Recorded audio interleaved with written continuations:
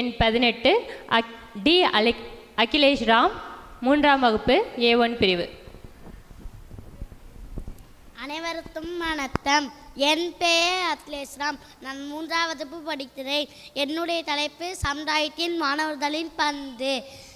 மாணவர்கள் சமுதாயத்திற்கு ஆற்ற வேண்டிய பணிகள் ஏராளம்.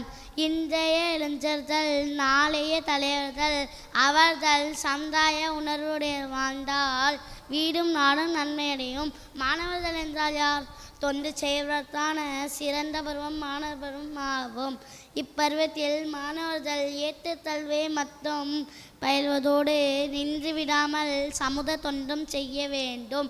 சமூக மக்கள் எதிர்கொள்ளும் பிரச்சனை நம் சமுதாயத்தினர் வறுமை, கல்வியின்மை, ஜாதி வேறுபாடு, தீண்டாமை, மூலபலத்தொழுக்கம், அறியாமை போன்ற பல பிரச்சனைகளை எதிர்கொண்டனர். அவர்களுக்கு நாம் செய்ய வேண்டிய கடமை ஏராளம். குறிப்பாக பின்தங்கிய மக்கள் பலவகையான பிரச்சனைகளை எதிர்கொண்டனர். அவர்களுக்கு நாம் செய்ய வேண்டிய கடமை ஏராளம். சமுதாயத்தின் தந்தலாகிய நாம் சமுதாயத்தாக தொண்டாற்றுவதை கடமையாக கொள்ள வேண்டும். மாணவர் சங்கங்கள் செஞ்சிலுவை சங்கம், சாரணிய இயக்கம், தேசிய மாணவர் படை,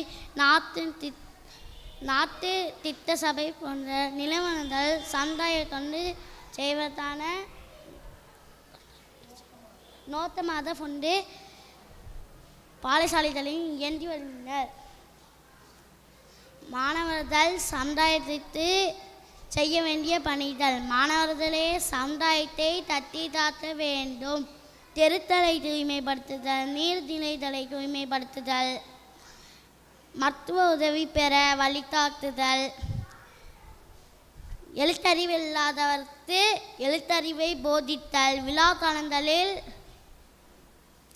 கூட்டத்தை ஒழுங்குபடுத்துதல், புயல், வெள்ளப்பெருக்கு